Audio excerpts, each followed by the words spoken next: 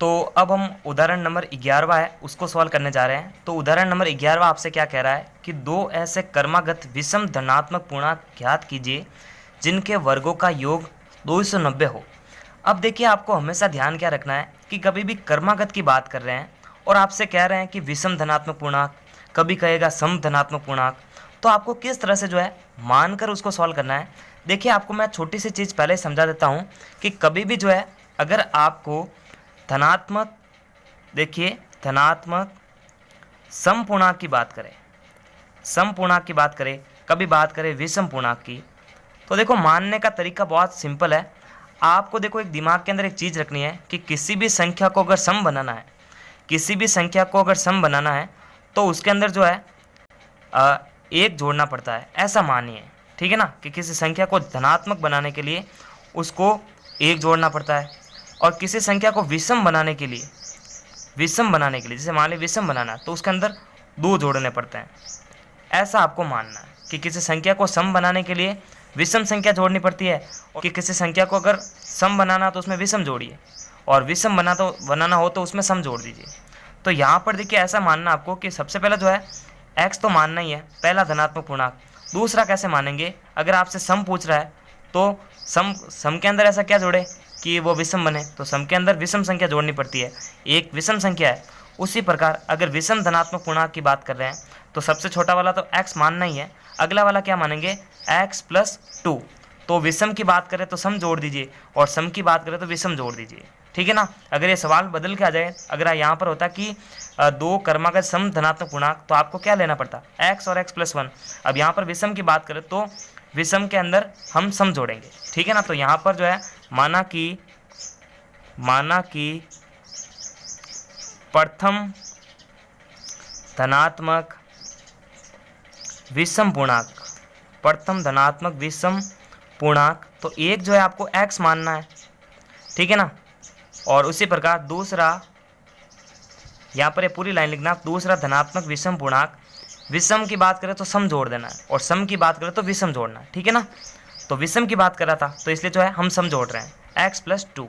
अब इनका जो योग है, वर्गों का योग, वर्गों का योग जो है वो है 290 के बराबर। ठीक है, तो मैं प्रश्नानुसार लिखूंगा और इसकी शर्त का पालन करवाऊंगा, प्रश्नानुसार।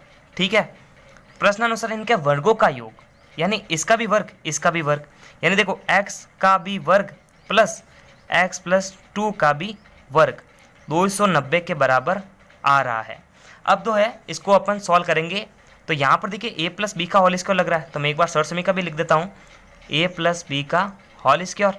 तो यहाँ पर देखो a² + 2ab + b²। तो यहाँ पर ये सर समीकरण जो है ना, यहाँ पर अप्लाई करेंगे।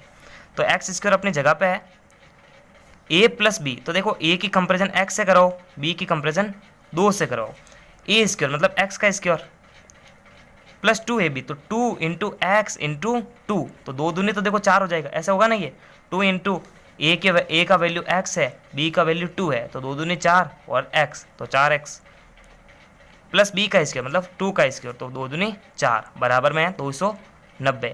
अब क्या करेंगे, इसको इधर पक्षांतर करवा देंगे। ठीक है ना, पक्षांतरण से तो देखो x² और x² क्या बन रहा है, जुड़ के 2x² बन रहा है, प्लस का है 4x, प्लस का है 4। अब जब ये पक्षांतर होगा तो इधर आ जाएगा ये, और ये माइनस का बन के आएगा, तो माइनस का 290 बराबर का चिन्ह और 0। तो यहाँ पर आप देखो ये दोनों कांस्टेंट है तो ये घटेंगे, ये प्लस का ये माइनस का, प्लस माइनस माइनस, बड़ी संख्या का चिन्ह काम आएगा। तो 290 में से 4 निकल जाएगा तो 286 बचेगा, वो भी माइनस का, क्योंकि बड़ी संख्या का चिन्ह काम आएगा। तो देखो 2x² + 4x माइनस का 286 बराबर में है 0। और हमारे को पता है कि यहाँ पर सिद्धराचार्य का सूत्र लगाना पड़ेगा। तो आप जो है कभी भी एक समीकरण देख रहे हैं और उसके अंदर सिद्धराचार्य का सूत्र लगाना है, तो आप चेक जरूर करिएगा क्या वो समीकरण और भी सरल हो सकती है क्या। तो देखो सभी के अंदर 2 का भाग जा रहा है, तो यहाँ पर देखो अगर मैं 2 से डिवाइड कर दूँ इसको, यानी 2 का भाग इस सभी में जा रहा है, तो 2 का भाग इसमें देंगे तो 2x² आएगा, ये आएगा 2x, और ये हो जाएगा 143 बराबर में 0। अब देखो और इसको सरल नहीं कर सकते, तो यहाँ पर जो है सिद्धराचार्य का सूत्र लगाना है। तो यहाँ पर दोस्तों आपको करना क्या है कभी भी जो है जितना सरल समीकरण बन सके उसको बनाने का कोशिश करना है। इससे क्या होगा कि कैलकुलेशन की जो लेंथ है या फिर जो कैलकुलेशन जो है वो शॉर्ट हो जाती है और आपका टाइम भी बच जाता है, ठीक है ना। तो यहाँ पर श्रीधराचार्य के सूत्र से मैं लिखना चाहूँगा, श्रीधराचार्य सूत्र से, तो आपको याद तो रखना ही पड़ेगा x बराबर, क्योंकि x का वैल्यू निकालना है, minus b plus minus root b square minus 4ac बट्टा 2a। तो यहाँ पर जो है आपको द्विघात समीकरण की जो व्यापक समीकरण है यानी जो नॉर्मल समीकरण है उससे इसकी कंपैरिजन करानी है और a, b और c के जो मान है वो निकालना है। तो यहाँ पर देखो a का एक्स स्क्वायर का जो गुणांक है वो a का मान होगा, तो a बराबर यहाँ पर एक्स स्क्वायर का गुणांक क्या है, अब कोई गुणांक नहीं तो एक मानते हैं, तो यहाँ पर देखो a बराबर 1 हो जाएगा, b बराबर होगा x का गुणांक, तो x का गुणांक है 2, तो यहाँ पर जो है b बराबर 2 और कांस्टेंट यहाँ पर रहेगा ये अंक, लेकिन ये माइनस का है तो माइनस का 1 4 3।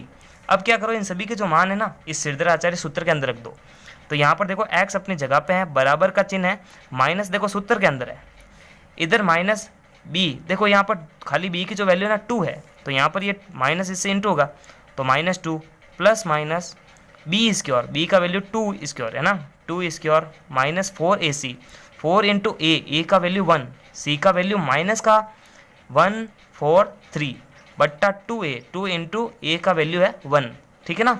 अब देखो आगे कैलकुलेशन सॉल्व करते हैं, कैलकुलेशन इसमें इंपॉर्टेंट है, बाकी तो ये बहुत सिंपल सरल स्टेप है।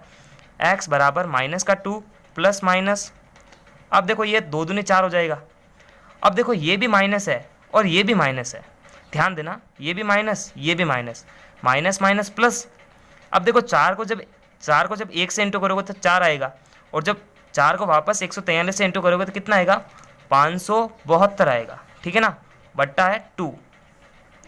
अब देखो x अपनी जगह पे है, माइनस का 2 भी अपनी जगह पे, प्लस माइनस का चिन्ह है, अब देखो 572 और 4 हो जाएगा जुड़ के 576 बट्टा है 2। तो अब देखो ये 576 जो है ना किसका रूट है, ये है 24 का, ठीक है ना। तो यहाँ पर देखो ये x अपनी जगह पे है, माइनस का 2 है, प्लस माइनस ये रूट सॉल्व हो जाएगा तो यहाँ पर आएगा 24 बट्टा 2। अब देखो x का वैल्यू कैसे निकालेंगे, एक बार जो है प्लस का चिन्ह रखना है और एक बार रखना है माइनस का चिन्ह। तो यहाँ पर एक बार प्लस का चिन्ह रख के देखते हैं, ठीक है ना, प्लस का चिन्ह रख के देखो और पहला मान x का निकाल दो। तो यहाँ पर देखो x अपनी जगह पे है, मैं प्लस का वी यूज़ करूँगा, प्लस का साइन यूज़ कर रहे हैं, ठीक है ना। तो माइनस का 2, अब देखो प्लस माइनस है तो मैं एक बार प्लस लिख देता हूँ यहाँ पर, प्लस 24 बट्टा 2। तो x बराबर, अब देखो ये प्लस माइनस माइनस बड़ी संख्या का चिन्ह काम आएगा, 24 में से चला गया 2 बचेगा 22 बट्टा 2, तो 2 एकम 2 2 एकम 2, तो x बराबर जो है 11 हमारा आंसर आएगा एक। और दूसरा मान निकालने के लिए माइनस वी का प्रयोग करेंगे, तो माइनस वी हमारे पास में जो है देखिए x बराबर -2, अब की बार यहाँ पर माइनस का चिन्ह आएगा, बट्टा है 2, ठीक है ना। तो देखो माइनस माइनस प्लस बड़ी संख्या का चिन्ह काम आएगा, 24 और 2 हो जाएंगे 26, ये भी माइनस का, ठीक है ना। तो यहाँ पर देखो इसको काटेगा 13 बार, x बराबर माइनस का 13। अब जो देखिए x के जो मान आएंगे ना वो प्लस में काउंट किए जाएंगे, ठीक है ना। तो हमारे पास में 2 धनात्मक पूर्णांक आ चुके हैं, 13 सॉरी एक है हमारे पास में 13 और एक है 11, तो 11 और 13, ठीक है ना। ये माइनस का नहीं गिना जाएगा क्योंकि धनात्मक निकालना है, तो जो मान नेगेटिव है उसको पॉजिटिव मानकर बताना है, ठीक है ना। तो ये हमारा आंसर होगा।